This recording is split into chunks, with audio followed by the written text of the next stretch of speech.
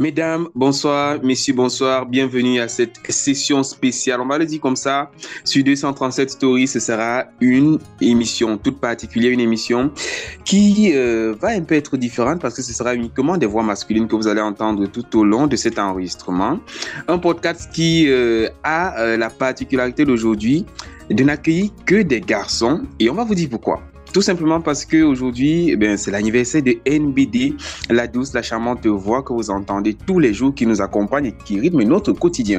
Pour vous accompagner ce soir, je suis tout simplement CWK, mais je ne suis pas seul, je suis accompagné d'une dynamique équipe de garçons.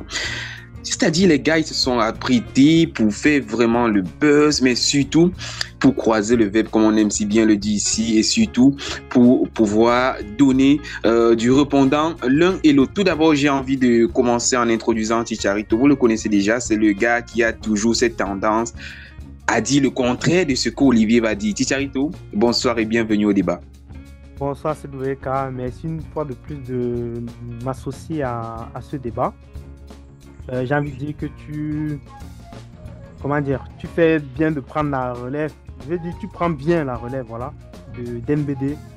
Donc voilà, j'espère qu'on ne va pas te faire trop de misère, Olivier et moi, ce soir. Donc, vous avez intérêt parce que moi aussi, je vais participer au débat, vous voyez. Mais bien sûr, ton point de vue sera toujours le bienvenu.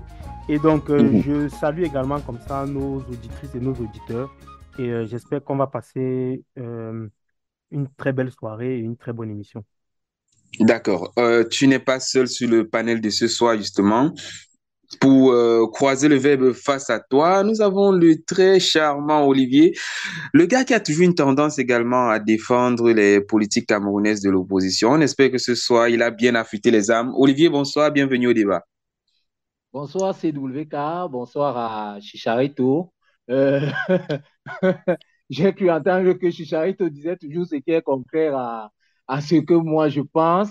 Je pense que c'est aussi ça un débat, hein. On ne va pas être tout le temps d'accord, mais je pense qu'on a souvent des points en commun quand même qu'on partage. On va souhaiter un gros bonsoir à NBD car je pense que c'est un jour spécial pour elle. À tous les auditeurs et auditrices de 236 Story. J'espère que cette émission va être toujours riche en émotions et aussi en informations comme on a toujours bien su le faire. Bonsoir à tout le monde et bonsoir à 237 Story. 237 Story, prenez place, c'est l'occasion de faire le débat. Et pour le débat de ce soir, les thématiques sont toutes simples. Tout d'abord, on parle de sport aujourd'hui avec le miracle qui continue pour nos amis ivoiriens. Les éléphants de la Côte d'Ivoire qui tout simplement croiseront le fer dans quelques jours, précisément dimanche prochain. Ce sera face aux Super Eagles du Nigeria, amené par un Osimhen en flamme. On va parler également de foot toujours avec la Fédération camerounaise de football, avec la démission ou pas du président Samuel Eto'o. Quels sont les avis des différents panélistes? C'est tout à l'heure. On va parler aussi ce soir de société avec la vie chère au Cameroun, encore avec une augmentation du litre du carburant à la pompe et quelles peuvent être les conséquences directes. On continue dans l'actualité avec ce fait divers qui n'en est vraiment pas un, avec le cas Bruno Bidjan, le journaliste de la chaîne de télévision Vision 4, qui a été interpellé pour avoir décrié la hausse du prix du carburant au Cameroun.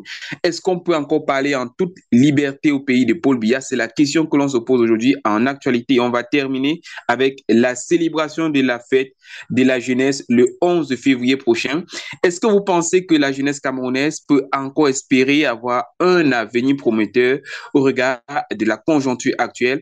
Voilà les thématiques qui vont rythmer le débat. Mesdames et messieurs, prenez place.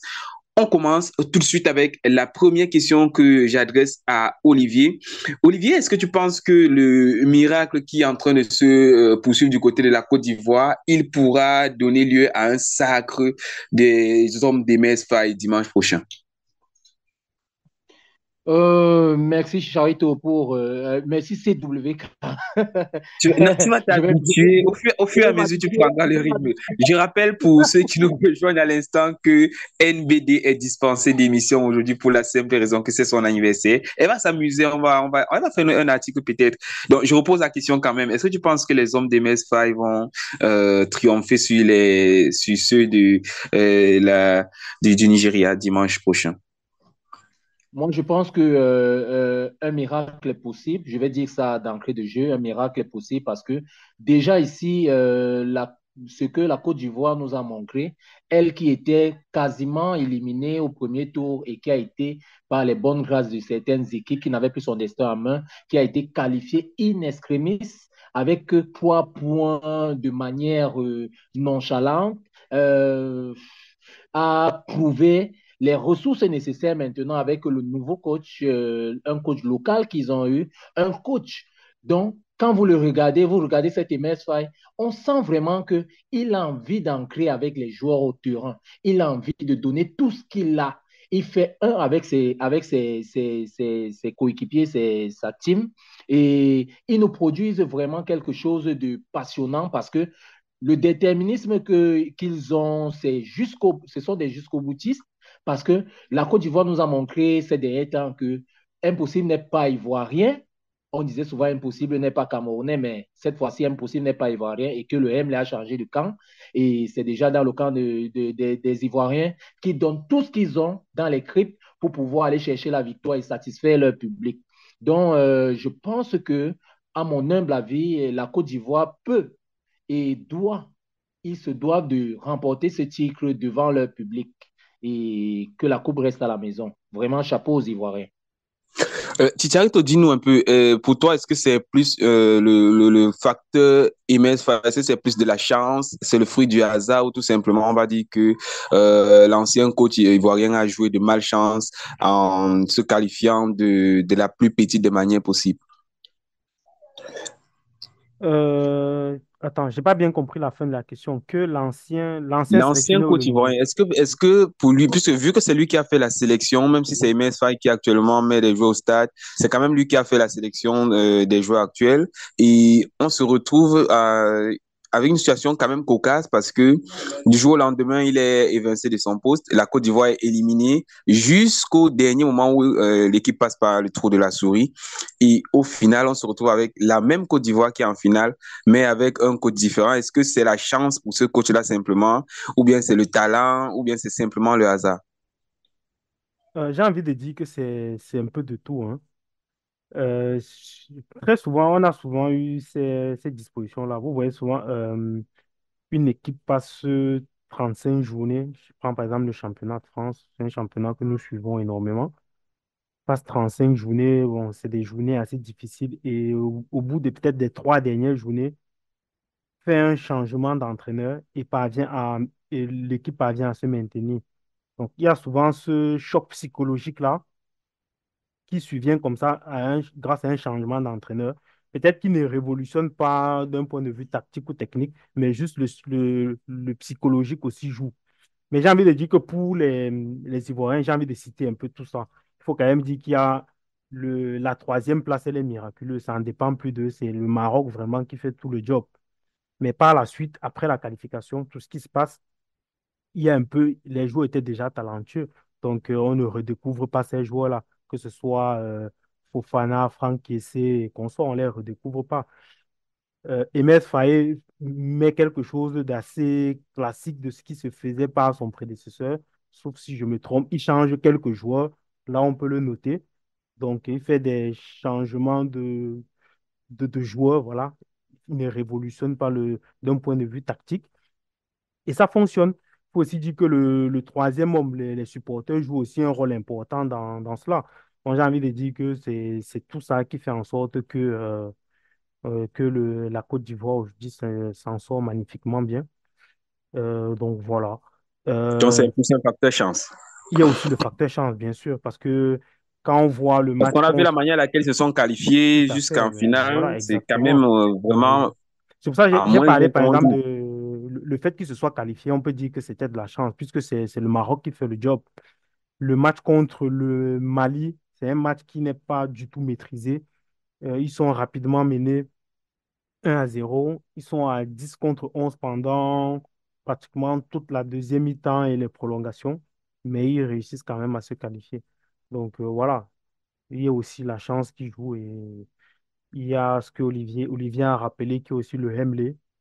Tout à fait, mais je ne veux pas juste qu'on dise tout le temps qu'il y a le Hemley. À côté du Hemley, il n'y a pas de révolution tactique, je l'ai dit, mais il y a quand même aussi une emprise tactique du sélectionneur. Il y a les choix forts qu'il fait et qui permettent aussi comme ça voilà, à l'équipe de Côte d'Ivoire voilà, de mieux se débrouiller et de gagner ses matchs. Je voulais quand même, j'ai oublié dans ma première prise de parole, si tu me permets, si vous voulez quand même une petite digression, de souhaiter comme ça un très joyeux anniversaire à NBD. Et voilà, c'est son jour qu'elle profite. Voilà, c'était un petit clin d'œil. Merci, c'est C'est un peu notre reine à tous aujourd'hui, hein. On va couper le gâteau avec les auditeurs de 237 Story plus tard. Olivier, une autre question concernant toujours ce sujet pour la Côte d'Ivoire. Est-ce que finalement, on n'a pas cette impression que pour être coach d'une équipe nationale, il ne faut pas forcément compter sur la longévité. Il y a certains qui ont attribué au coach Gobert le fait qu'il devait travailler pendant longtemps. Et en Côte d'Ivoire, on n'a pas eu besoin d'attendre très longtemps pour avoir les résultats du nouveau coach. Qu'est-ce qui peut expliquer cela? Déjà, CWK, la Côte d'Ivoire n'a pas le même effectif que le Cameroun. C'est deux effectifs déjà très différents. Et en plus de cela, la Côte d'Ivoire joue avec ce qu'on appelle, comme je disais, avec le cœur devant leur public. Ils n'ont pas le gros à l'air. Ils sont en train de tout donner. Et on voit vraiment que l'équipe de Côte d'Ivoire a un banc de touche assez, une équipe assez fournie, tant en individualité que collectivement. Alors qu'on a vu un Cameroun qui a peiné à chercher même des joueurs qui pouvaient représenter valablement notre équipe nationale. Déjà, moi, je vais tirer un chapeau à l'équipe de Côte d'Ivoire, hein, parce que avant tout, c'est d'abord ces joueurs-là qui ont eu l'habitude qui ont su se ressaisir et se coordonner et offrir à leur coach une victoire, la victoire qu'ils attendent tous depuis comment il peut dire, depuis longtemps. Et nous, les Camerounais, on n'a pas cela. Je vais le dire simplement comme ça, on n'a pas cela. Parce qu'on a vu des joueurs qui arrivent, ils ne peuvent pas, ils sont venus avec des involtures. Ils arrivent, ils ne veulent pas représenter le pays valablement, ils ne mouillent pas le maillot comme on le dit souvent au quartier. C'est vrai que la Ils sont dernière fois, venus. tu étais tellement en colère que tu as cité des noms. Tu penses toujours la même chose de tous ces joueurs-là ou bien avec les quelques jours passés, tu penses que tu as un discours différent?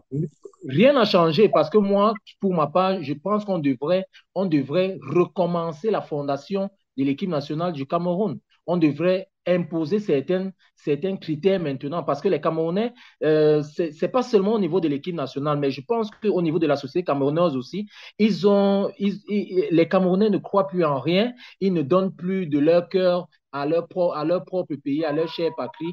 Ils pensent à l'individualisme, des individualismes que chacun amène dans l'équipe et cela ne peut pas faire la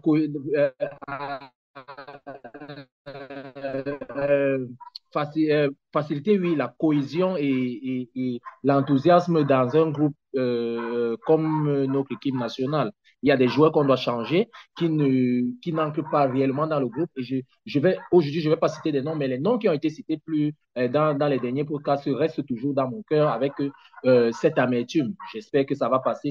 C'est un jeu, c'est le football. Et je pense que les prochaines victoires du Cameroun vont permettre que je puisse oublier ce mauvais souvenir-là qu'est la CAN 2023 en Côte d'Ivoire. Ok, je vais quand même donner quelques noms de la dernière fois. Je pense que tu avais tagué normalement à la défense, il y avait Oumar Gonzalez, il y avait Zambo Anguissa. On va continuer le débat en restant sur la Fédération camerounaise de football. Permets-moi une Et, petite digression, c'est et d'accord, juste si ça une minute, ouais, juste une minute, permets-moi. Mais j'ai envie de dire que quand Olivier est un peu dithyrambique avec l'équipe de Côte d'Ivoire, il faut se rappeler que c'est la Côte d'Ivoire qui qualifie, pardon, c'est le Maroc qui qualifie la Côte d'Ivoire. Donc quand il parle du banc assez fourni, je pense que tout ce qu'il dit là, s'il était sorti au premier tour, il aurait dit exactement le contraire de tout ce qu'il vient de dire. Chicharito, Oui. La Côte d'Ivoire a su se ressaisir. Je dis Ah bah bien, là, nous sommes d'accord. a su se ressaisir et Là, a nous sommes su mettre d'accord. les atouts qu'elle a en jeu, en valeur, pour Là, je suis pouvoir d'accord avec remporter ces toi. Oui, victoires oui, là, je suis d'accord. qui sont les siennes actuellement. Oui, là, je suis d'accord. Attends, je termine. C'est où j'ai envie de vous demander qu'est-ce qui a manqué au Cameroun pour faire la même chose. Non, après non, je voulais juste finir un peu sur le cas. Après, tu as parlé d'Ms Faye. Tu as dit que, on n'a pas besoin de temps pour, voilà, pour faire quelque chose. Moi, j'ai envie de dire que si, quand même. Ce que MS Faye a fait, c'est génial. On est tous d'accord. Mais il faut aussi évaluer maintenant sur la durée. Là, nous sommes dans une compétition particulière, dans un contexte particulier. Vous avez par exemple vu, je prends l'exemple avec le sélectionneur du Maroc qui, à peine arrivé, amène la sélection marocaine jusqu'en demi-finale de Coupe du Monde et là ne parvient pas à faire mieux à la CAN. Donc, il y a aussi des phases comme ça. Donc là, il faut évaluer. Moi, je pense qu'il faut évaluer son travail sur du long terme. Donc, moi, j'attends encore de voir ce qu'il a fait dans cette CAN, c'est bien, mais j'aimerais encore le voir dans d'autres compétitions, dans d'autres matchs, en fait. Donc, ça, c'est ce que je voulais dire.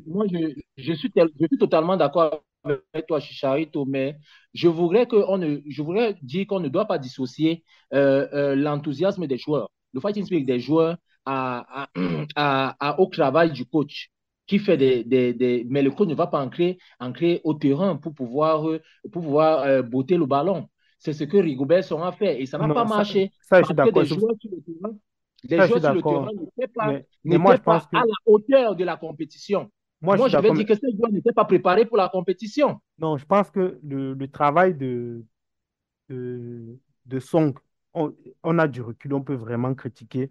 Celui de Metz, moi, je pense qu'il faut encore laisser un peu de temps. Ce qu'il fait dans cette CAN, c'est très bien, mais pour moi, il faut encore laisser le temps de mieux juger sur la durée, en fait. Donc, c'est ce que je voulais juste dire. Voilà. Je te laisse la parole, c'est Louis. D'accord. Cela dit, restons un peu sur la Fédération camerounaise de football actuellement. Avec cette démission-là, là, la parole, tu l'as encore dit, Charito. Cette démission annoncée de Samuel Eto'o lors de la dernière commission qui a eu lieu à Yaoundé, lors de la dernière réunion de l'Africa Foot qui a eu lieu à Yaoundé, et contre toute attente, sa démission a été rejetée par l'ensemble du COMEX, disant que non, on a encore besoin de lui pour travailler. Déjà, Chicharito, est-ce que tu crois à cette démission-là? Il y a eu quand même la note de la sortie du secrétaire de la Fédération camerounaise de football pour dire qu'à l'unanimité, la démission a été rejetée. Oui, j'ai aussi suivi cette actualité-là, c'est Loïc, hein. Est-ce que je crois à cette démission? Bah, c'est possible qu'il ait déposé sa lettre de démission, mais c'est Loïc, j'ai envie de dire que c'est un pas là où on l'attendait, en fait. Et encore une fois, bon, je sais pas, on va toujours dire que j'aime critiquer le président de la fédération, que c'est comme si j'ai quelque chose contre lui. Je n'ai rien contre lui, mais je constate qu'il aime toujours se faire remarquer négativement, en fait. Et je ne sais pas pour quelle raison. Je pense humblement, et peut-être je l'avais déjà dit ici, il faudrait que le président s'entoure de meilleures personnes, de meilleurs conseillers. Je trouve qu'il est très mal conseillé et que sa communication est catastrophique, en fait. Pourquoi je le dis? Quelle était, comment j'ai envie de dire ça? Quelle était l'essence, la plus-value, l'opportunité, le besoin fondé de faire cette communication, de dire qu'il a déposé sa démission et qu'elle a été rejetée. Ça veut dire quoi? Ce qu'on attendait, et si vous vous rappelez, quand on a perdu le match contre le Sénégal, il a dit, je vais faire un bilan, nous allons faire un bilan de la CAN. C'est là-dessus que nous l'attendons, en fait. Personne n'a demandé sa démission. On sait qu'il a un mandat et on sait que son mandat est en cours et on attend qu'à la fin de son mandat, qu'il fasse le bilan de son mandat et qu'il redemande par la suite les suffrages. Maintenant, on verra si le suffrage sera accordé ou pas. Mais personne n'a demandé sa démission. En tout cas, pas ici. Ici, on n'a pas demandé sa démission. Tout ce que nous demandons ici, c'est, en tout cas de mon point de vue, Quel est le bilan? Celui de la Coupe du Monde, je l'attends toujours. Celui de la CAN, je l'attends. Et après, moi aussi, j'ai envie de dire, pour aller plus loin, il faut qu'il nous refasse sa feuille de route, qu'il nous redonne ses objectifs et que nous puissions aussi l'évaluer sur ses objectifs. Parce que j'ai envie de dire aussi que j'ai l'impression qu'on le critique trop, mais on le critique pour rien aussi au final. Sur la base du vent, en fait, j'ai envie de dire. Il faudrait qu'il nous redéfinisse, qu'il nous éclaircisse ses objectifs et que sur cette base-là, que nous puissions, voilà, que nous puissions évaluer. Parce que là, j'ai envie de dire, au final, on ne sait même plus trop sur quoi évaluer, sur le championnat camerounais, sur les différentes sélections, sur la gestion, on ne sait plus. Il faudrait qu'ils nous redéfinissent les objectifs et que sur ces Est-ce bases-là, que quelque part, il ne peut pas dire qu'il n'a aucun compte à rendre au peuple camerounais, mais simplement à ces différentes associations ce de n'est pas football justement cette WK. qui l'ont porté à la FECAFOOT? Parce que, quelque part, la FECAFOOT reste une association. Je suis d'accord avec toi, cette WK, mais c'est pour ça que je te disais que c'est le problème de la communication. Comment s'est donc faite sa campagne? Si tu te rappelles, sa campagne s'est faite sur la base, sur une base populaire, sur du populisme, en fait. Mais ce n'est pas le peuple camerounais qui l'a voté. Ça reste, après tout, des représentants de plusieurs équipes. Tout à fait. Ce n'est pas le peuple camerounais qui l'a voté, mais le peuple camerounais l'a accompagné. Tu ne peux pas me Hmm. démentir ça. Le peuple camerounais l'a accompagné. Le Ce peuple n'est pas camerounais, Olivier qui dira le contraire. Olivier, est-ce que tu penses que Eto'o est dans son droit de pouvoir démissionner? Est-ce que tu penses surtout que cette tentative de démission était plus comme une sorte de vote de confiance qu'il demandait à son équipe? C'est-à-dire, si vous êtes d'accord avec moi que l'on continue dans la même lancée, ne me faites pas démissionner. Si vous n'êtes pas d'accord, on va tous plonger. Parce que s'il démissionne, c'est l'ensemble de son équipe également. Olivier. Oui, je suis parfaitement d'accord avec toi, CWK, car au sorti de tout ce qui se clamait, tout ce qui se disait sur les réseaux sociaux, parce que d'entrée de jeu d'abord, les Camerounais n'avaient pas pour habitude de s'intéresser à la gestion interne de la FECAFOOT. Ils avaient besoin juste de résultats quand on disait qu'on jouerait, l'équipe était là et puis on avait perdu, on avait perdu, on avait gagné, on avait gagné. Les Camerounais ne s'intéressaient pas. Mais avec l'arrivée du président Samuel Eto'o à la tête de la FECAFOOT, il est allé avec, comme Chicharet le disait, avec le peuple. Avec le peuple. C'est le peuple maintenant qui a soif de savoir. Il a dit qu'il venait, il était un président de la transparence, un président de la communication avec le peuple camerounais. Les Camerounais doivent savoir comment gérer leur football, qu'est-ce qui se passe, où on va et tout ce qui va avec. Bon, donc, je pense que là, Samuel Eto'o, il a toujours besoin, il a toujours besoin de rester à côté de ce peuple-là qui le soutient tant bien que mal, malgré tout ce qui se dit sur les réseaux sociaux. Je pense que il reste toujours aussi populaire, malgré qu'il y a des petits quoi quelque part, des petits aigris qui sont là, comme Chicharito le disait. On en demande trop à cette personne qu'est Samuel Eto'o. On lui demande de donner le ciel alors qu'il n'y a pas les moyens de donner le ciel maintenant. On attend les résultats sur la durée et le temps. Donc là maintenant, les Camerounais, vous savez, avec l'avenue des réseaux sociaux, ils se sont versés dans ça. Il y a des tribunaux qui se lèvent sur les réseaux sociaux pour pouvoir faire tout ce genre de choses. Mais le football camerounais n'est pas géré à ce niveau. Le peuple n'a rien à dire dans la gestion de la FECAFOOT. C'est une association, comme on le dit, qui est totalement indépendante. Même l'État camerounais ne doit pas interférer avec les décisions de la FECAFOOT. Seule la FIFA et la CAF sont habilités à le faire. Alors, Mais Samuel dis-nous, Eto'o Olivier, avait est-ce besoin. que Eto'o a encore ce temps? Est-ce qu'il a le temps qu'il réclame encore au peuple? De la même manière que Rigobert Song, est-ce qu'ils ont encore ce temps-là tous les deux? Je pense qu'il a tout ce temps. C'est le temps du bilan actuellement. Je pense que la communication doit se faire sur le bilan. Faire le bilan au peuple et donner la direction. Où est-ce qu'on va? On a l'impression qu'on ne sait plus où on va. On a l'impression qu'on ne sait plus ce qu'on suit. Moi, par exemple, je ne suis même pas au courant comment le championnat va se jouer, à quel moment ceci va se passer. Je ne suis au courant de rien. Alors, les compétitions internationales sont venues un peu voiler tout ce calendrier-là. Mais je pense qu'avec une bonne communication, comme Chicharito le disait, avec une bonne communication, il peut arriver à gagner encore un peu de temps du peuple camerounais, même comme il n'a rien à dire. Mais je pense que le peuple camerounais maintenant a un droit décisionnel, même s'il n'est pas effectif, a un droit décisionnel, a un regard, a un droit de regard sur la gestion de la FECA Foot. Et je pense que c'est ainsi qu'il avait présenté dès le départ et il doit assumer ce qu'il avait dit, la transparence et rien que la transparence. Alors, je pense que, à mon humble avis, moi, je lui donnerai encore du temps parce qu'il est sous un mandat. Je lui donnerai encore du temps et il avait besoin, lors de ce vote de confiance, comme tu le disais, de voir les qui sont avec lui, les qui ne sont pas avec lui, parce qu'il y a des guerres intestines au sein du football camerounais. On Et- sait de quoi il en est. Et puis, moi, pour ma part, je soutiens et je reste confiant quant à la gestion du football camerounais par Samuel Eto'o-Fils. D'accord, on comprend donc que tu soutiens Samuel Eto'o-Fils, bec et oncle. Mesdames et messieurs, si vous êtes en train de suivre l'émission à l'instant, c'est le podcast 237 Story et nous étions encore en train de parler de la première thématique, notamment le sport avec les Ivoiriens et l'Africa Foot avec cette démission annoncée du président Samuel Eto'o-Fils.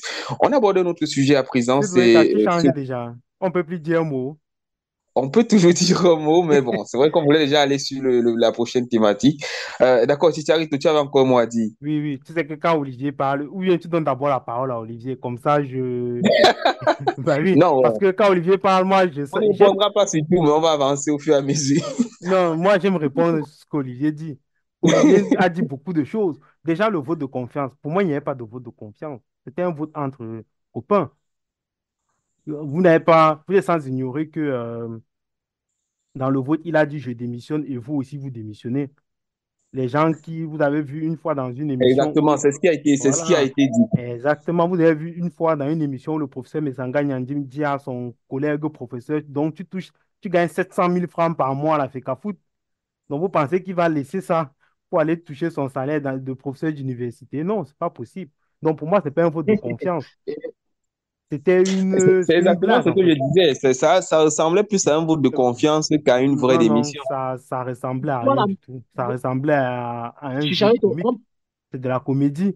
moi, je parle de vote de confiance parce que il avait besoin de C'est- savoir, avec tout ce trouble qu'il y a, il avait besoin de savoir qui est avec lui et qui n'est pas avec Mais lui. pourquoi faire? Ce sont ses Vous voyez, partisans. tu vois Il un a encore peu. besoin de savoir ça comment. Ce sont déjà Non, mais ce sont ces il y gens. a des, il y a des, il y a des, il y a des, il y a des promesses une autre personne tapie dans l'ombre peut venir faire à quelqu'un qui est déjà dans l'équipe l'exécutif de la FECA Foot. Lui pour dire que, bon, si tu À qui acceptes est-ce que qu'il tu ferais démissionne, allusion, moi, Olivier? Parce que depuis quelque temps, on entend le nom de Jérémy Ditapi revient comme un potentiel futur candidat à la présidence de la FECA Foot. Est-ce que c'est à lui que tu fais allusion? bon, je ne vais citer, je ne vais mentionner le nom de personne parce que l'information n'est pas vérifiée. Je ne vais pas parler de ce que je ne connais pas. Il n'y a pas eu une sortie officielle de Jérémy Ditap qui s'est manifesté comme étant celui-là qui veut évincer, par exemple, Samuel Eto'o. Et je dirais que si c'est le cas, ça veut dire que le football camerounais va vraiment mal. Ça veut dire que le football camerounais est voué à toujours tomber dans la normalisation parce que j'ai pu entendre qu'il y avait il y avait une promesse de normalisation dans l'avenir. Alors, le football camerounais, les Camerounais doivent combattre bec et ongle pour ne plus tomber dans la normalisation. Parce que quand on tombe dans la normalisation, c'est un échec carrément, c'est un échec total. On n'a plus d'exécutif, on est sous l'emprise de la FIFA et on ne peut rien dire. Tu vois un peu. Donc, moi, je dirais que attendons les jours à venir et puis laissons les choses se dévoiler d'elles-mêmes. Et je voulais terminer. Olivier? Olivier, quand tu dis par exemple que le peuple ou le gouvernement n'ont pas à s'ingérer dans les affaires de la FECAFOOT, j'ai envie de dire que, bon, pour moi, c'est un pas. Pour moi, je ne suis pas d'accord avec toi sur cet aspect-là. Je prends d'abord le cas du gouvernement. Tu te rappelles très bien que quand les Lions sont allés à la Coupe du Monde, le gouvernement a débloqué les fonds Bon, ça veut quand même dire qu'ils ont... Et tu sais que le football, c'est l'opium du peuple. Qui dit opium dit incidence sur les activités gouvernementales. Donc, le gouvernement peut-être ne doit pas s'impliquer dans la prise des décisions, mais doit Oui, quand même s'ingérer dans les affaires de la FECAFOOT, l'organisation c'est du ingéré, championnat, c'est la ingéré construction parce des que, stades et tout. Ça, c'est le gouvernement. ouais, c'est ingéré Et parce que parlant du ça peuple, concerne les intérêts du le gouvernement. peuple ne s'ingère pas dans aussi dans la prise des décisions.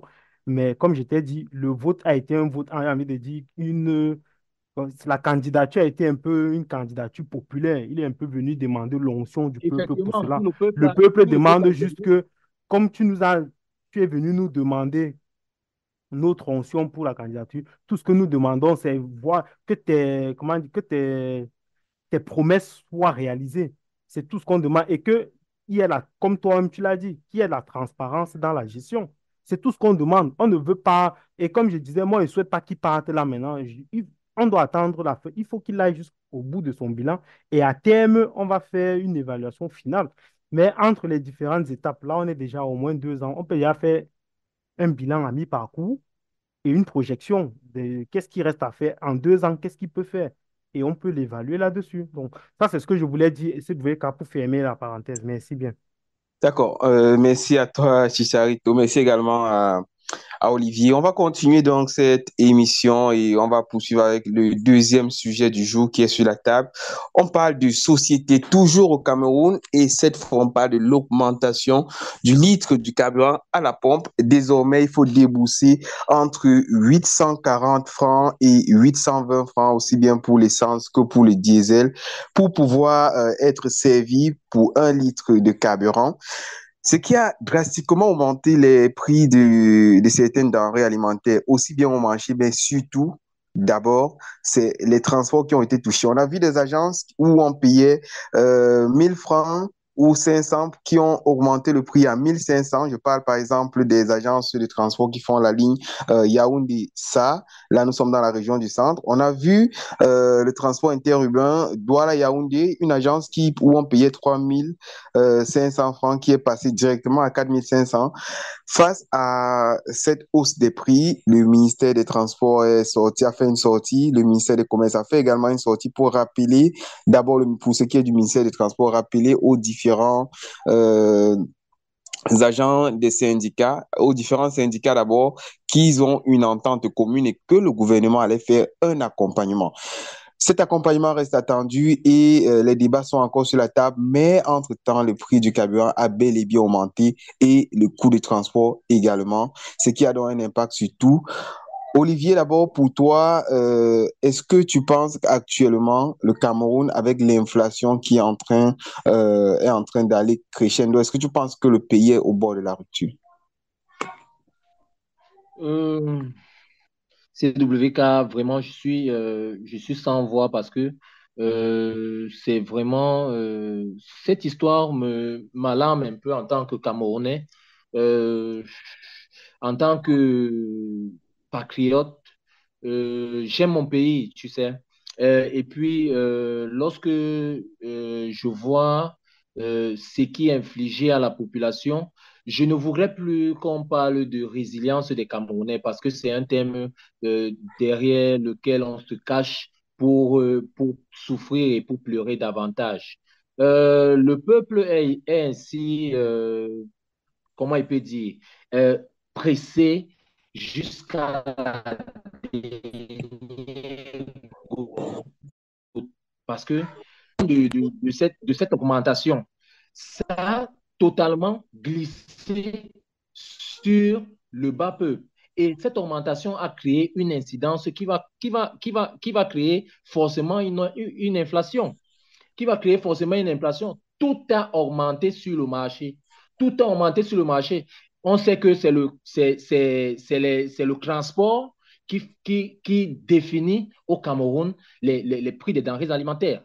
Les commerçants n'ont même plus besoin d'attendre que le gouvernement fasse une sortie pour dire il y aura un accompagnement ou bien une subvention. Lorsqu'on a la décision est actée de l'augmentation, ils appliquent illico presto ils revoient les prix à la hausse et cela a l'incidence sur le plus petit Camerounais comme toi et moi, comme Chicharito, comme notre maman au village lambda. Parce que ces transporteurs-là, parlant du secteur du transport, qui ont directement augmenté le prix du transport interurbain, vous voyez que c'est...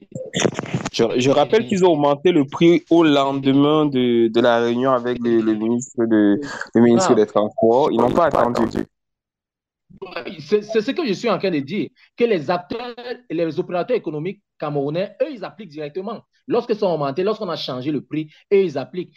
Ça joue directement. Vous pouvez vous lever un matin, vous dormez aujourd'hui, vous dormez le prix est peut-être à 500. Le lendemain, vous vous levez, vous trouvez le prix à 700. Et on vous dit que c'est comme ça, on a augmenté ça hier dans la nuit et puis basta. C'est vraiment chacun qui fait la loi ici au pays. Il n'y a pas d'accompagnement, il n'y a pas de régulation, comme on peut le dire. Le ministère du Commerce fait voilà, des décisions pareilles doivent être mûries d'abord à l'avance. On doit préparer les populations à encaisser ce type de choc. Ne pas d'abord faire encaisser aux populations et après venir leur dire que non, on va faire l'accompagnement. L'accompagnement va venir à quel moment? Souvent, on peut attendre l'accompagnement pendant des mois et des mois, mais c'est que les populations qui continuent à souffrir. Alors moi, j'inviterais le gouvernement camerounais à revoir cette politique de toujours mettre la charrue avant les bœufs et de faire les choses comme dans les pays, des pays, je ne vais pas dire des pays civilisés, des pays, parce que ça va mal partout dans le monde entier, mais je vais dire que faites les choses pour vos populations. Ce sont les populations qui ont permis que vous soyez leurs leaders. Alors travaillez pour ces populations et ne travaillez pas seulement pour vous, pour plaire à l'international, au FMI, à la Banque mondiale et tout ça. Je pense que on doit frapper le point sur la table et penser aux populations, penser à nos grands-mères qui sont au village avant de pouvoir faire des sorties pareilles, des augmentations pareilles. Alors là, moi, je suis vraiment, j'ai le cœur qui saigne parce que moi-même, je ne suis pas en reste, je souffre quand je prends le taxi. Tu ne peux plus aller dans un petit coin et puis dire 100 francs. Le taximan va te regarder comme ça, tu regardes tes 100 francs, ça ne suffit plus pour le taxi. Bon, C'est rappelons que vraiment... les coûts de taxi eux aussi, ils ont augmenté. On est passé de c'était 250 en février de l'année passée. Et là, on est à 300. Là, maintenant, on est à 400 francs de coût de transport pour ce qui est de la ville de Yaoundé et les tarifs de nuit qui augmentent de 500 francs en plus.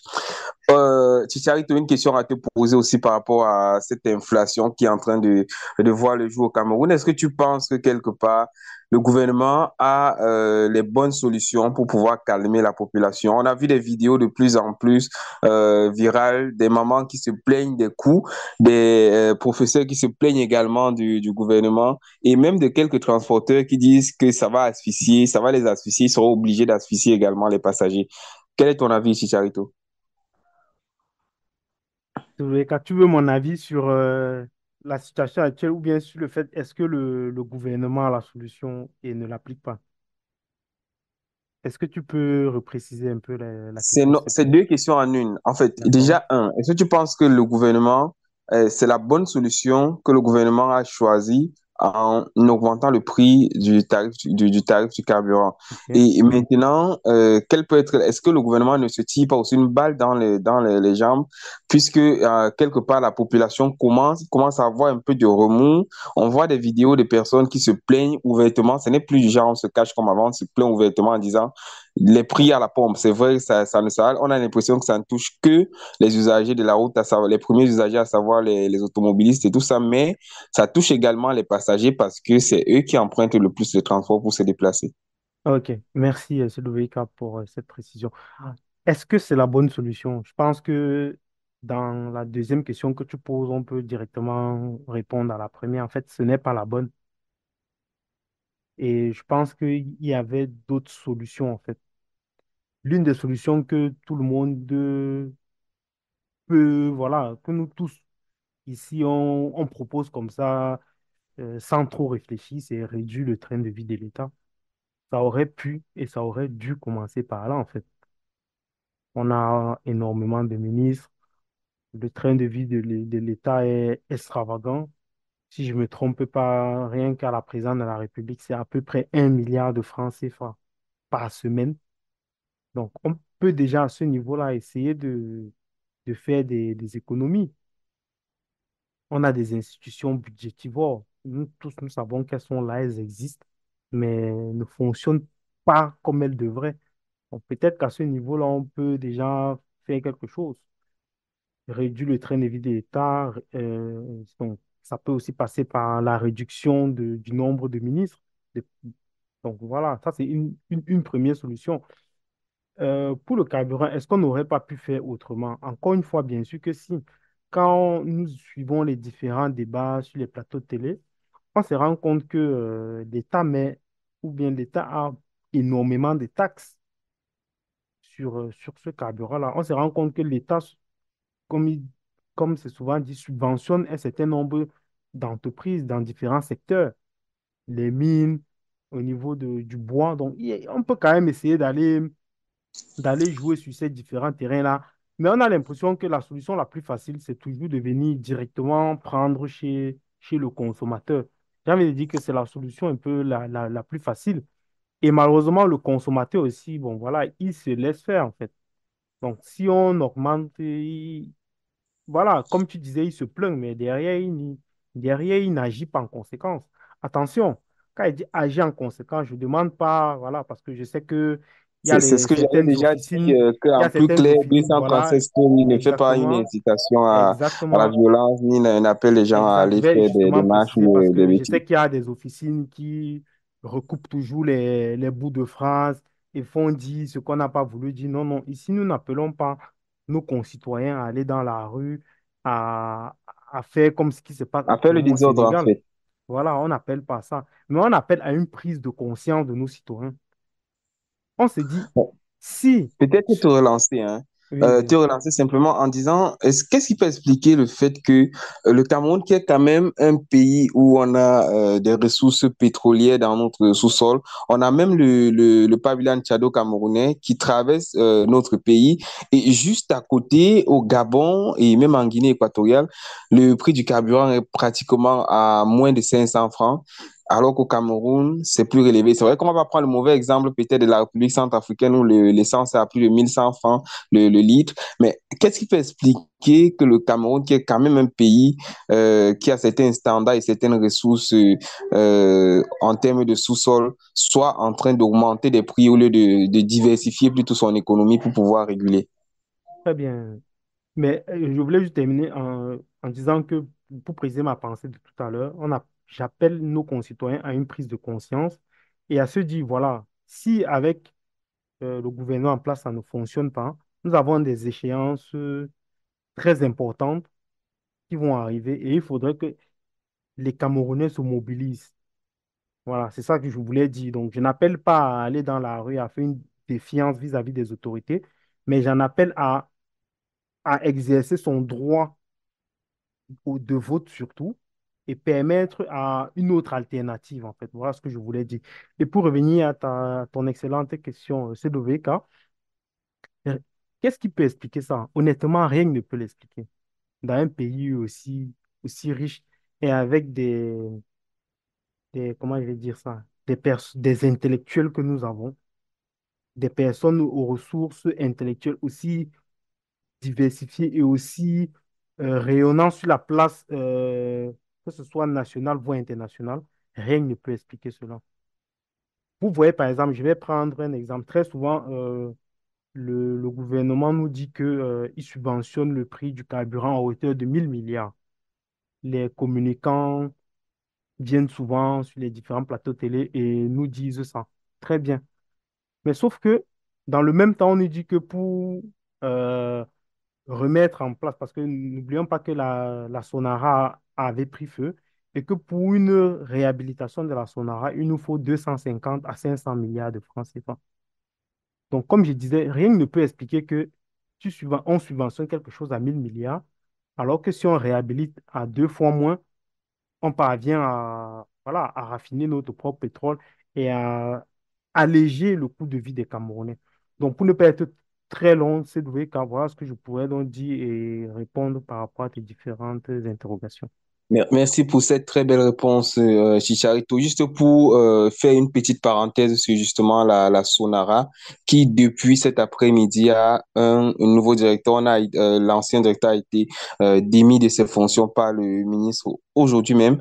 Le temps peut-être pour NBD de revenir après son anniversaire et de nous donner encore plus de détails dans un article. Je sais que c'est l'ancien patron de la Côte-Co qui a remplacé qui est le nouvel homme fort de la Sonara. On va parler en actualité cette fois-ci avec un sujet qui a fait beaucoup parler ces temps-ci, ces derniers 24 heures, 48 heures au Cameroun. C'est l'interpellation du journaliste de la chaîne de télévision privée Vision 4 du groupe L'Anecdote. Il a été interpellé et il y a pas mal de rumeurs par rapport à la raison pour laquelle il a été interpellé parce que, semble-t-il, il a fait une vidéo, la vidéo est encore disponible en ligne, dans laquelle il décriait le fait qu'il y ait la vie chère au Cameroun et c'était justement au lendemain de l'augmentation de l'essence. Une vidéo où il incitait en quelque sorte les Camerounais à ne pas rester les bras croisés et à se lever pour pouvoir parler. Il a été conduit au CED et où il est en détention aux dernières nouvelles jusqu'à présent. Olivier, qu'est-ce que tu penses de cette interpellation de Bruno Bidian, qui, il faut le rappeler, encore était on va dire, une sorte d'observation par rapport à l'histoire Martinez-Zogo, où il avait déjà passé quelque temps en cellule. Olivier, qu'est-ce que tu penses de cette nouvelle interpellation du journaliste de Vision 4? CWK, avant de répondre à cette question, permets-moi un peu de revenir sur la question de l'augmentation du pétrole et donner, par exemple, mon point de vue, mon questionnement par rapport à cette augmentation que je n'arrive toujours pas à comprendre comme un citoyen lambda. On m'a seulement dit qu'on a augmenté, mais je ne comprends pas pourquoi un pays producteur de pétrole comme nous, et qui plus est, produit une qualité de pétrole assez rare. Ça veut dire que la Sonara, qui était notre entreprise de raffinerie ici au Cameroun, qui était chargée de raffiner ce pétrole, n'avait pas les ressources nécessaires pour pouvoir raffiner ce pétrole. J'espère que la Sonara qu'on est en train de réhabiliter va pouvoir maintenant raffiner ce brut camerounais-là, le brut qui sort de notre sol, parce qu'ils avaient l'habitude d'exporter notre brut qui est très lourd et importer un brut qui est un peu plus léger pour pouvoir raffiner et distribuer, faire les distributions à l'intérieur du pays et dans les pays voisins.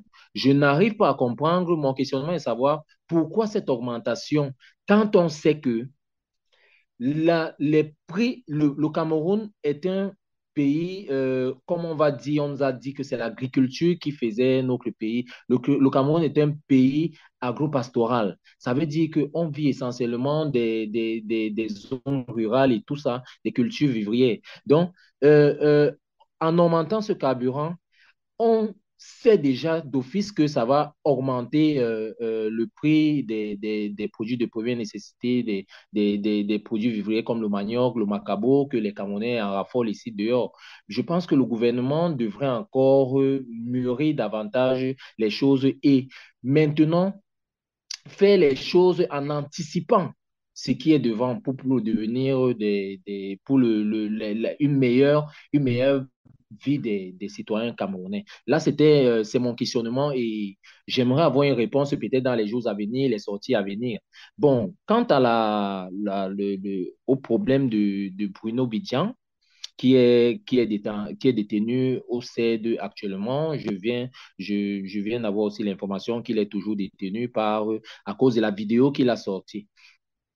Je suis un peu perplexe parce que je me demande jusqu'à quel niveau on peut être libre dans ce pays. Quand on a eu un communiqué, on a eu une sortie du gouvernement, de la communication, d'une communication gouvernementale disant que le Cameroun est un pays des droits et des libertés promu par le chef de l'État, son Excellence Paul Biya. Je vais dire que jusqu'où ces libertés-là, est-ce que les libertés sont choisies? Je ne trouve pas de mal à ce que, dans ce que Bruno Bidjan a dit, à mon humble avis, parce que ce qu'il a dit ne peut pas me pousser, moi, Camerounais lambda a sorti dans la rue. Non, je ne vois pas où il m'a dit de sortir dans la rue et puis aller revendiquer, comme on est en train de décrier ici dans 247 Story, qu'on n'appelle pas les Camerounais à sortir dans la rue.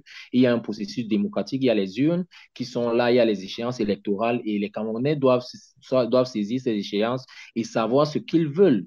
Alors, ils doivent manifester par leur volonté dans les urnes. Alors, Bruno Bijan qui est incarcéré pour exploitation au niveau du secrétariat d'État à la dépense, c'est vraiment déplorable parce que, qui plus est encore, c'est un journaliste. Les journalistes ne s'arrêtent pas comme ça parce qu'eux, ils ont le droit de parler des tares de la société et des tares de la population. Alors, Exactement. Ouais. j'interpellerai On a, encore. juste pour te relancer, hein, Olivier, justement, il y a certains confrères journalistes qui, réagissant à l'arrestation de Bruno Bidjan, ont tout fait fait bizarre, plutôt que de le soutenir. La majorité des journalistes et même des artistes l'accablent plutôt et ont une sorte d'envie de dire bon retour à l'envoyeur. Pourquoi est-ce que beaucoup de personnes ne lui apportent pas du soutien, d'après toi, Olivier? En attendant, Chicharito se prépare aussi pour la même question. Comme on disait d'entrée de jeu lorsqu'on parlait des sujets plus hauts que les Camerounais ne savent plus ce qu'ils veulent. Je pense que maintenant, quelqu'un ne pourrait plus porter, même si on demandait je vais parler d'une anecdote comme ça, même si on demandait à Jésus, entre guillemets, de revenir porter le problème des Camerounais, il dira que non. Le Camerounais ne veut pas qu'on porte son problème parce que c'est celui-là même dont tu portes le problème, c'est lui qui va venir t'accabler demain. C'est lui qui va te lâcher la main, disant qu'il ne t'a pas envoyé demander les choses. Lui mange sa part, une place propre. Ça veut dire que les Camerounais, et je pense que ceux qui sont tapis dans l'ordre, qui veulent que les choses ne changent pas, ont, ont vu cette faille-là, disant que si moi je finance celui-ci, il va parler mal contre son frère, alors qu'il devrait se soutenir. Et je pense qu'il y a un syndicat des journalistes. Et je pense qu'il y a une hiérarchie là-bas. Alors, les sanctions devraient d'abord être dans des associations Le pareilles, syndicat disant des que journalistes, en fait, il y en a plusieurs. Il y a la SNJC qui est l'un des syndicats phares en termes de journalisme avec le président Denis Kouebo. Ça, c'est le syndicat Mhm. phare normalement. Il y en a encore pas mal.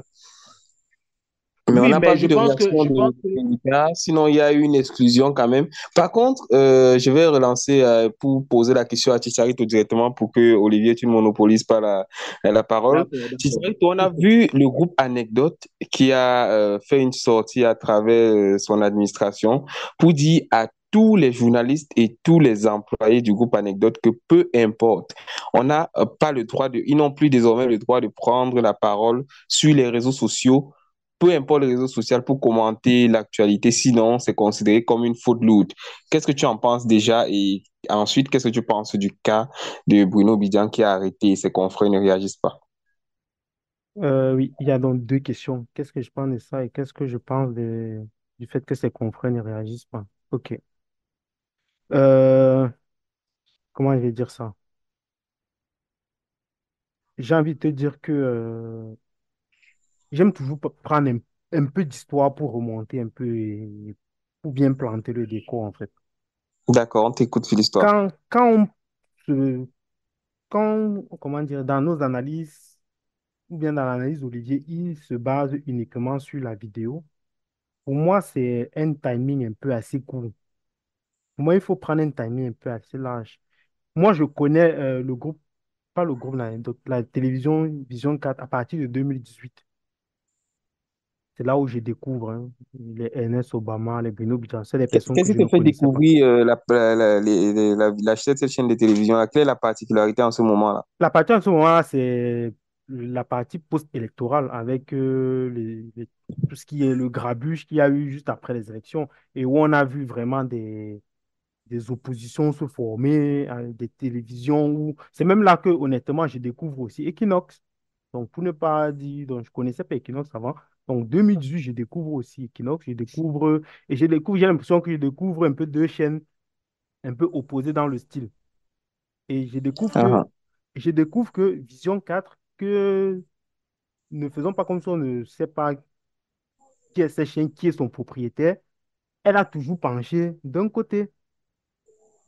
Mhm. Et donc, On comprend. la prise de position du journaliste, c'est pour ça que j'ai dit, Olivier, ne fais pas comme si tu ne considères pas seulement la vidéo.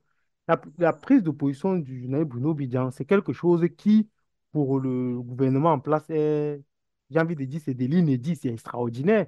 C'est-à-dire, c'est comme si c'est à la CRTV, un journaliste de la CRTV faisait le même poste. Je ne sais pas si pour mettre, je sais pas, pour donner un peu à Olivier une grille de comparaison. Oui, on comprend un peu. Et maintenant, pour revenir à l'une des premières questions de tout à l'heure, qu'est-ce qui peut expliquer le fait que tous les confrères de Bruno soient en train de lui tourner le dos? On a vu la sortie Très de bien. Serge Aimé Bikoy, par exemple. On Je a suis vu la d'accord. sortie de Bruno, de Boris Berthold. On a vu pas mal de sorties. Et à aucun moment, on a eu l'impression qu'il était vraiment accompagné par ses confrères. Très excellente question, encore une fois de plus. Pour quelle raison? J'ai envie de... Est-ce que tu m'entends? On te suit très bien. OK. Pour quelle raison on lui tourne le dos? J'ai envie de dire, avant cette vidéo-là, est-ce que vous connaissez une autre vidéo de ce même... Et je rappelle qu'il est journaliste, hein. Est-ce que vous connaissez une autre vidéo de ce même journaliste-là où il dénonce un fait dans la société camerounaise? C'est-à-dire l'affaire Martinez. L'avez-vous entendu là-dessus? Le père Ola Bébé, qui est aussi journaliste, l'avez-vous entendu là-dessus? Et j'ai parlé de 2018 parce que, comme j'ai dit, ça c'est mon référentiel par rapport à la chaîne de Vision 4. À partir de 2018, les avez-vous entendu sur les arrestations, les marches et tout? Avez-vous entendu quelque chose? Avez-vous entendu ces chaînes dénoncer autre chose? Je vais prendre le cas même du célèbre journaliste que j'ai aussi découvert sur cette même chaîne, Ernest Obama. Vous avez vu hein, comment, dans l'enceinte même de la chaîne, il s'est fait arrêter, humilié. On a enlevé ses chaussures. C'est quelqu'un que je ne connaissais pas, qui était aussi très dur avec les opposants. Mais par contre, il a quand même eu le soutien des opposants parce qu'il a été humilié. Et on s'est dit, mais c'est pas possible de traiter un homme de cette manière.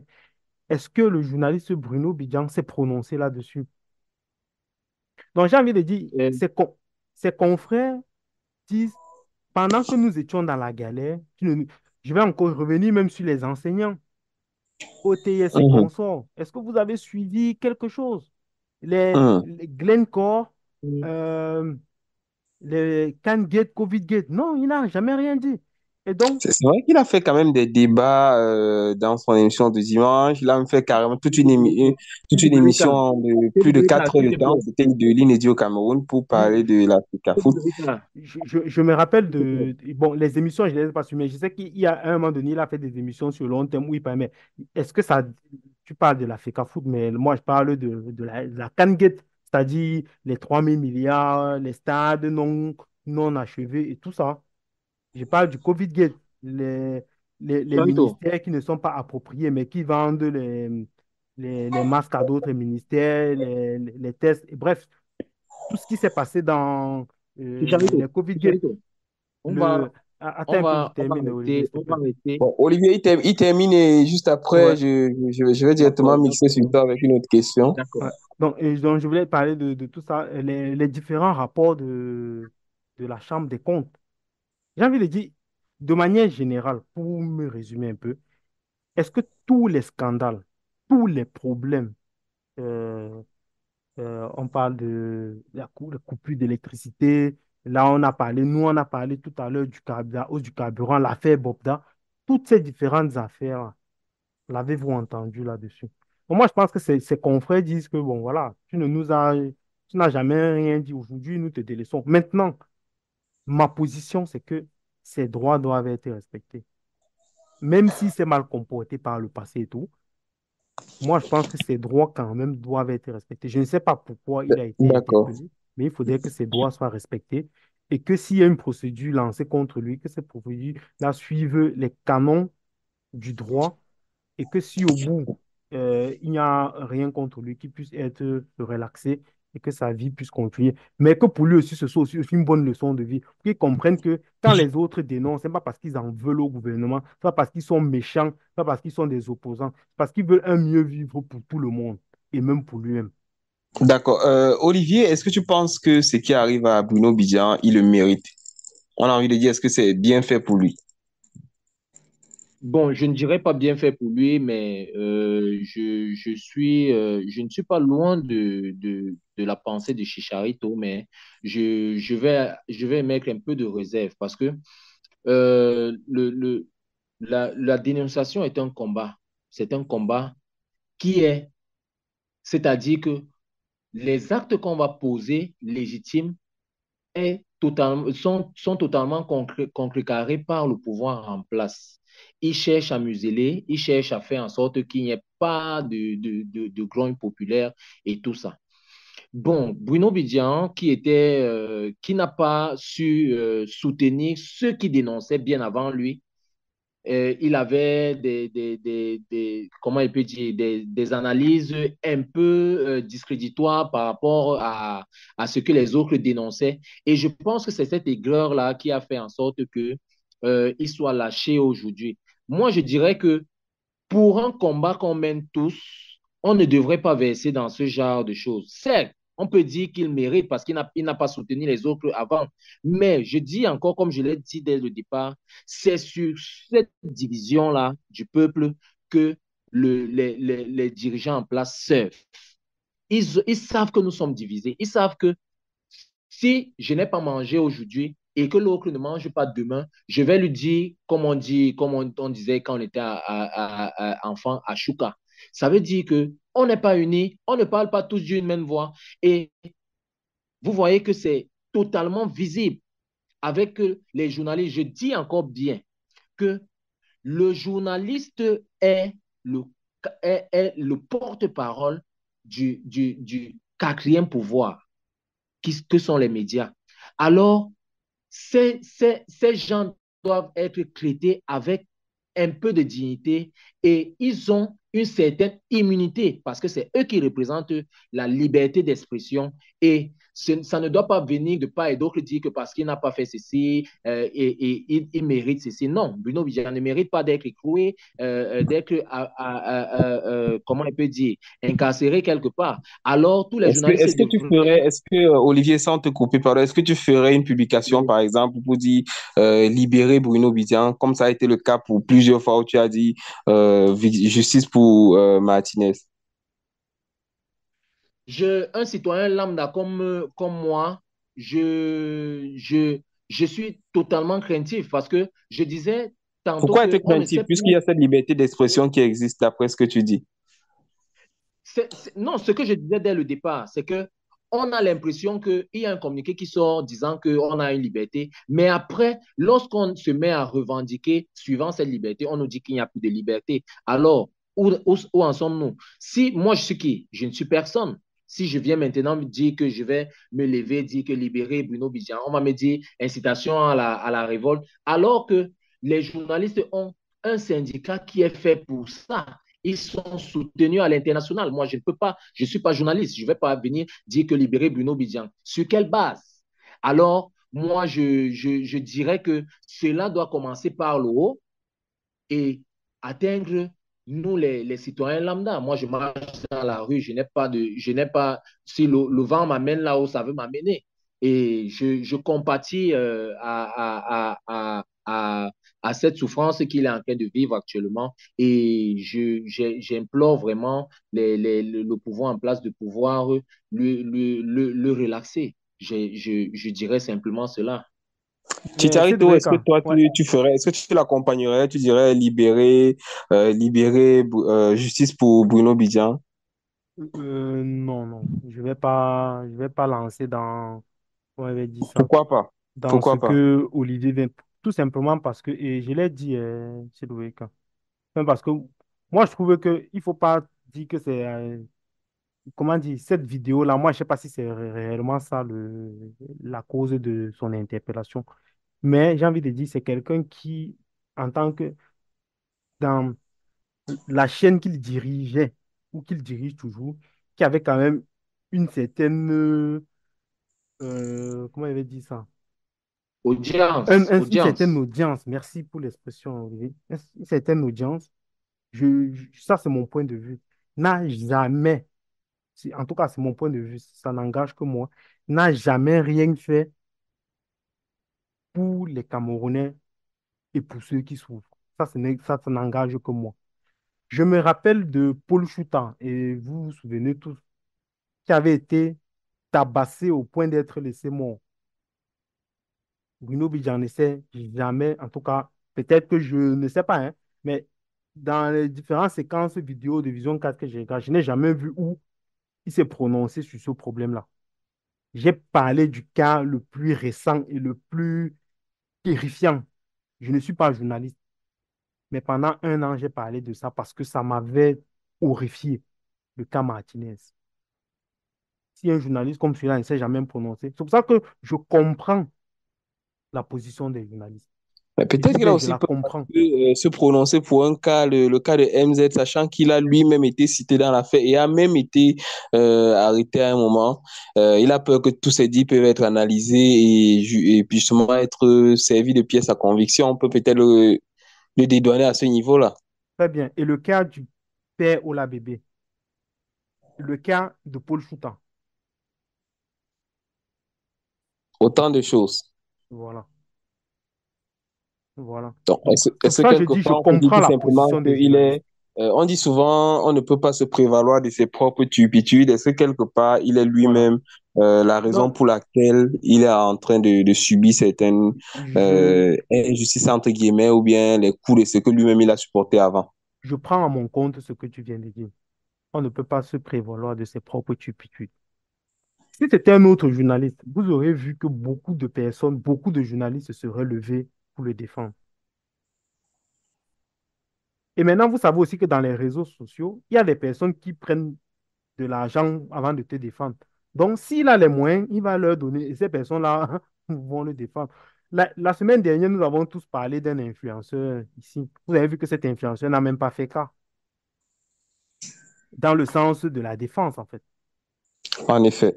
Voilà. On se peut dire que nous tous qui suivons, en tout cas moi personnellement, qui me suis intéressé à cette chaîne-là et à tout ce qu'elle fait depuis au moins 2018, je l'ai dit, je ne peux pas, moi je dis seulement que ses droits soient respectés, mais je ne dirais pas libérer le, voilà, non, non, il ne peut pas compter sur moi pour avoir un quelconque soutien. Peut-être qu'au sorti de là, il va maintenant peut-être comprendre pourquoi, quand nous critiquons, ce n'est pas parce que nous sommes des antipatriotes, parce que nous voulons déstabiliser, c'est parce qu'on veut aussi que ses propres droits soient respectés. Peut-être qu'il comprendra ça une fois qu'il sera dehors. Mais pour le moment, je prends mon compte ce que tu as dit. Nul ne peut se prévaloir de ses propres turpitudes.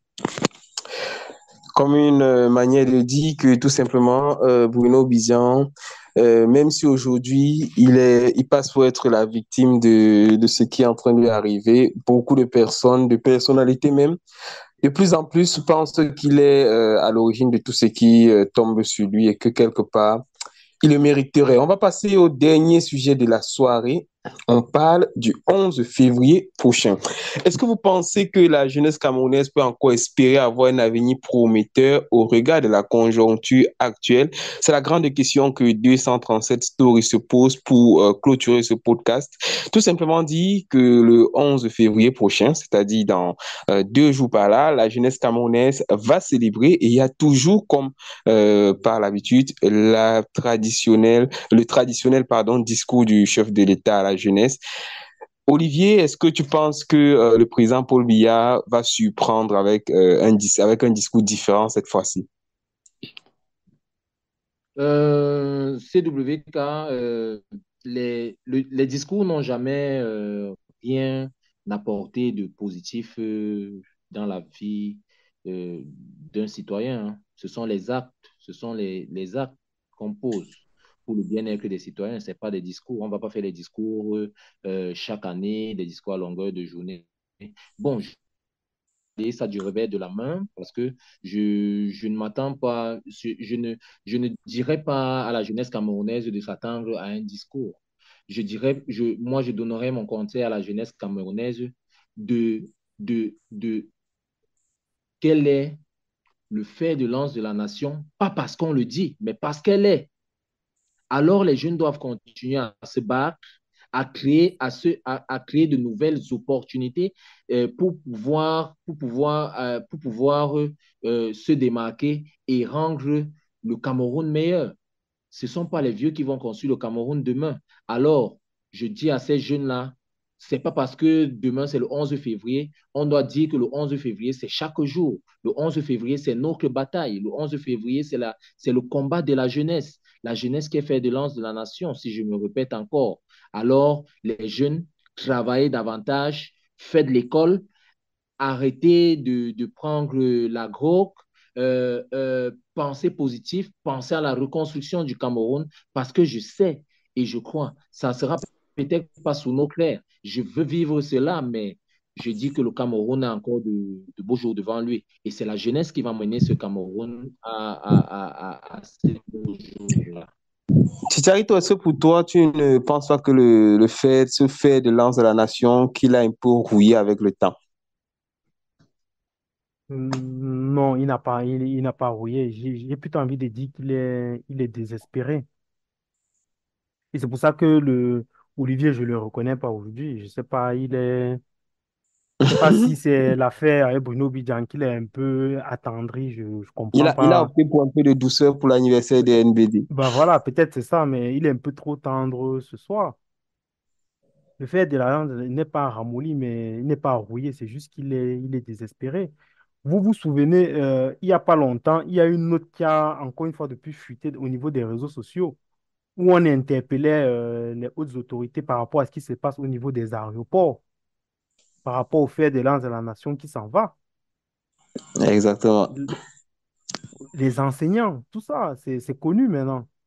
Et quand vous voyez le fait de lance de la nation dont tu parles, ce WK, quand il se rend compte que ma CNI, je peux déposer mon dossier, soit ça ne sort jamais, soit ça sort au bout de peut-être 2, 3 ans, alors que le passeport sort au bout de 2 semaines, il comprend très vite ce qu'on est en train le message qu'on veut lui faire passer. Et ce fait de l'âme de la nation l'a très bien compris. Et vous vous souvenez encore une fois d'une autre lettre qui est encore une fois dans les réseaux sociaux, où on parlait des enseignants qui sont partis du côté du Canada. Et moi, j'aime souvent le dire, surtout à ceux qui défendent le gouvernement en place, j'aime souvent leur dire, laissez les frontières ouvertes pendant une journée. Dites aux Camerounais, c'est ouvert pendant une journée. Vous pouvez sortir du Cameroun. Et après, faites un bilan. Rendez-vous compte du nombre de personnes qui veulent quitter. Et c'est peut-être à ce moment-là que vous comprendrez que peut-être que voilà, pour vous, avec les bons de carburant, avec les détournements que vous faites, le Cameroun est beau, mais pour les autres, ce n'est pas le cas. Donc, Olivier, quand il invite les jeunes à travailler, les jeunes Camerounais veulent travailler. Ils ne demandent qu'à travailler. Mais vous avez suivi les témoignages avec l'affaire Bobda. Est-ce que pour vous, vous croyez que les jeunes sont fiers de ça? Je ne pense pas. Les jeunes sont abattus. Parce que vous voyez, pour des sommes d'argent dérisoires, ces jeunes-là se livrent à du n'importe quoi. Parce qu'il n'y a plus que ça, en fait. Certains jeunes sont abattus par rapport à ça. Mais ça ne veut pas dire que l'espoir est perdu. Attention, moi, je lance aussi un appel à la jeunesse. L'espoir n'est pas perdu. Justement, je l'ai dit, je crois, quand on a parlé de la vie chère. C'est à vous aussi de prendre votre destin en main, en fait. Si en face, Mais vous vous voilà, rendez... Pardon? voilà, tu me rejoins. Non, Tu je me te rejoins. rejoins pas parce que je te En trouve... fait, en fait, Je te rejoins pas en parce que fait, tu c'est dis ça. que, voilà, jeune, En fait, voilà, tu c'est étais ça. un peu... En fait, c'est ça que je suis en train de dire. Je suis en train de dire à la jeunesse camerounaise de ne pas attendre un quelconque discours, Ah bah de ne pas voilà. attendre qu'on leur dise quel est le fait de de la Quand- nation. Non, qu'elle se Mais sente faire de l'âge de la nation excusez-moi et tous les qu'elle peut deux, en hein, faire en sorte. excusez-moi tous les deux, je recentre peut-être la question et je la pose à Olivier directement. Est-ce que ce n'est pas la jeunesse camerounaise qui a aussi été trop laxiste, à trop compter sur le gouvernement? Surtout que, ou bien c'est aussi à la jeunesse qui n'a pas su profiter. Il y a des programmes quand même qui sont mis sur pied par le ministère de la Jeunesse ou bien le chef de l'État. On se rappelle encore le PAGEU, il y a le Piazzi Jeune et tout, on a l'impression que tous ces grands projets-là, la jeunesse camerounaise n'a pas su tirer profit. Est-ce que ce n'est pas plus à les jeunes qui sont à blâmer, Olivier? Moi, c'est ce que je suis totalement d'accord que c'est la jeunesse ne peut s'en prendre qu'à elle-même. Parce que les jeunes actuellement ne savent pas, j'ai l'impression que les jeunes ne savent même pas qu'il y a des programmes comme ceux cités, que tu as cités. Ils ne savent pas qu'il y a un ministère juste pour eux. Le ministère de la jeunesse actuellement, c'est Facebook, c'est les TikTok, c'est l'agro, c'est le Tout ce qui va sexe, avec le mauvais c'est comportement. tout ce qui fait le mauvais comportement. TWK, s'il te plaît, Mais donne-moi la parole après. je vais Bien te sûr. dire, je vais te, C'est le dernier tour de table et la dernière prise de parole d'Olivier. je vais te dire, CWK, que à une certaine époque, pas très lointaine, parce que je vais parler de tout, parce que quand j'étais au lycée, on était fiers de faire l'école. On était fiers de venir chaque jour à l'école. On ne savait même pas ce que c'est que l'agro. L'agro, on entendait seulement ça, on voyait ça dans les films. On ne pouvait pas voir ce que. Il fallait entrer dans les sous-quartiers pour pouvoir sortir de l'agro. Mais maintenant, l'agro sort même dans un cartable d'un élève en pleine salle de classe. Alors, où va la jeunesse? Je demande à la jeunesse de prendre conscience de ce qu'elle est en train de se gâter elle-même. Ce n'est pas quelqu'un qui garde la jeunesse. Alors, ceux qui sont là, qui veulent abrutir le peuple, ont mis sur pied des mécanismes qui vont permettre de capter, de faire une captation de cette jeunesse, la focaliser sur les réseaux sociaux. Tout le monde veut devenir influenceur. Influenceur, c'est quoi? Influenceur, ça ne veut rien dire. On ne peut pas avoir 100 000 par mois en étant influenceur, alors que ça c'est le rêve qu'on est en train de vendre aux jeunes. Le travail a toujours été ce chemin par lequel on peut réussir. Alors, l'argent ne tombe pas du ciel. On doit travailler pour être des ingénieurs, on doit travailler pour être ceci. Nous, quand on était jeunes, on rêvait d'être des chirurgiens, des avocats et ceci. Mais tout le monde rêve maintenant d'être influenceur, d'avoir des vues sur TikTok, sur Facebook. Alors, ce n'est pas ça qui va pouvoir développer notre pays. Que la jeunesse se ressaisisse, qu'elle se ressaisisse enfin en cette année 2024. Oui, en cette année 2024 et dit que on doit reconstruire le pays et c'est cette jeunesse qui va la reconstruire. Moi, je suis convaincu de ce que je suis en train de dire. D'accord. Chicharito, est-ce qu'on peut dire simplement que ce sont les jeunes qui sont plus à blâmer et que le gouvernement a fait sa part? Je suis désolé, je vais être mais très dur avec Olivier. Ce que Olivier dit, c'est un non-sens terrible. Explique-nous ça un peu Non, plus. je vais expliquer, mais c'est un non-sens terrible. Pourquoi? Parce que dans ce qu'il dit, là, on parlait des jeunes. Et quand on dit jeune, ça veut dire qu'il y a aussi un autre terme qu'on utilise très souvent, ça veut dire adulte. C'est l'adulte qui encadre le jeune. Ce n'est pas le jeune qui encadre l'adulte. Et ce n'est pas le jeune qui En effet. s'encadre tout seul. Ça, ce n'est pas possible, Olivier. Le jeune ne peut pas s'encadrer tout seul. Sinon, ça suppose que, Olivier, d'après ce que tu m'expliques, tu as un enfant, tu accouches l'enfant et tu lui dis, vas-y, va gagner ton pain quotidien. Oui, puisque c'est un jeune, bah, qui se débrouille tout seul. Mais non, c'est à toi, l'adulte, de l'encadrer. Olivier, donc, quand tu dis à notre époque, on allait à l'école, ainsi de suite, donc c'est le jeune qui va au lycée construire le bar à côté de son lycée. C'est le jeune qui fait ça. Chicharito, je ne te coupe pas, s'il te plaît. Je prends Mais tu une me seule coupes. seconde. Je te prends une seule seconde Vas-y, vas-y. pour répondre à ta question. Pour répondre à ta question. Est-ce que le droit à l'éducation est respecté au Cameroun? Bien sûr. Je te pose la Pour question. recadrer le débat, je dirais oui d'abord parce que Bien sûr, le bien sûr. tout Camerounais a le droit À à recevoir une l'éducation, éducation. bien sûr. Tout Camerounais. Et que les Camerounais ont un taux d'alphabétisation assez élevé, mais bien sûr. Chicharito, pourquoi je ne prends pas de l'agro? Pourquoi je Très ne prends bien. pas de l'agro? Laisse-moi Est-ce que c'est parce continuer que je ne alors. suis pas Facebook? Est-ce que Per- c'est parce que je ne fais pas Facebook? Permets-moi de Je continuer te donc. pose la question. Ok, Oui, ça va. peut-être Permets-moi de on va continuer. écouter Chicharito jusqu'au bout, Olivier, et on va voir si on peut Oui, non, encore. je ne reprends plus la parole. Je lui ai posé Non, il deux n'y a pas de questions problème. simples. Tu peux reprendre, il n'y a pas D'accord, de souci. il répondra à ta question. Chicharito, on t'écoute. Ok. Je reprends, je vais répondre à sa question. Il dit, pourquoi lui ne prend pas de la drogue? Et c'est ce que je dis. Peut-être parce que tu as été très bien encadré. Tu ne vas pas me dire que Olivier s'est levé un matin, il a compris ce que c'est la drogue tout seul, sans l'encadrement de ses parents. Si tu me dis ça, moi, je dis que tu es un génie, Olivier. Tu es né et, et dès que tu es né, tu savais ce que c'était la drogue. Tu as su que ça, c'est quelque chose de mauvais, tu n'as pas pris. Moi, je dis que tu es un génie. Et que comme il y a beaucoup de jeunes, les jeunes, tous les jeunes ne sont pas des génies. Donc, tous ne savent pas que la drogue, c'est mauvais. Tu as parlé de TikTok, ainsi de suite, ainsi de suite. c'est aux adultes d'encadrer. Et je vais plus loin.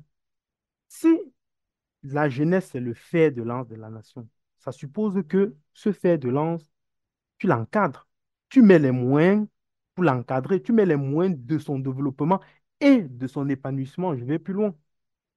Quand Seboueka a cité un certain nombre de programmes, très bien, Seboueka, mais ces informations que tu viens de me donner, comment le jeune de Lemendouka fait pour être au courant de ce programme? Le jeune qui est aujourd'hui à Tiko, à Batibo, comment il fait? Et c'est là où je parle encore une fois des adultes. C'est à eux donc de faire redescendre l'information au niveau, euh, au niveau des lycées ou bien des universités, des collèges et lycées et même du primaire, pourquoi pas, voire de la maternelle s'il le faut, de redescendre. Quand l'information sort, il faut la diffuser. Et tu dis quelque chose, les jeunes sont très actifs sur TikTok et consorts. Qu'est-ce qui empêche donc, par exemple, le ministère de la Jeunesse d'avoir un compte TikTok et de passer les informations sur TikTok, puisque les jeunes sont sur TikTok? Donc, en fait, tu es un ministère, tu es un adulte, tu veux discuter, échanger avec les jeunes. Tu sais qu'ils sont sur TikTok, mais tu vas parler, tu vas par exemple passer l'information à la radio nationale. Bah, bien sûr, si tu veux que l'information soit atteigne sa cible, il faut aller où est la cible. Et donc, pour me résumer, pour terminer, moi, je ne peux pas rejeter la faute sur les jeunes.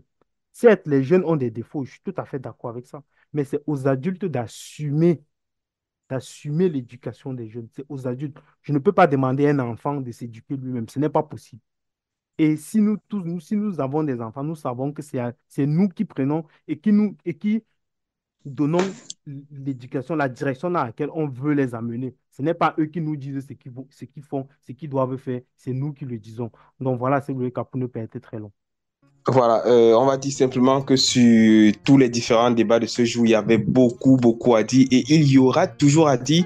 Vous qui nous suivez à la maison, vous nous suivez depuis votre téléphone, vous nous suivez depuis votre ordinateur ou bien de tout appareil connecté, eh bien, on vous dit merci à 237 Story. Aujourd'hui, donc, encore pour enregistrer l'émission, c'était Chicharito et surtout Olivier. Les thématiques qui était retenu à l'ordre du jour, on a parlé en sport de la Fédération camerounaise de football et cette démission ou fausse démission de Samuel Eto'o, mais on a surtout parlé du miracle ivoirien. On a parlé également en société de la vie chère au Cameroun avec l'augmentation du prix du carburant à la pompe. En actualité, on a évoqué cette question de Bruno Bidian qui est interpellé pour, semble-t-il, avoir décrié la hausse du prix du dit carburant. On a parlé pour terminer, on a parlé de la célébration de la fête de la jeunesse le 11 février prochain.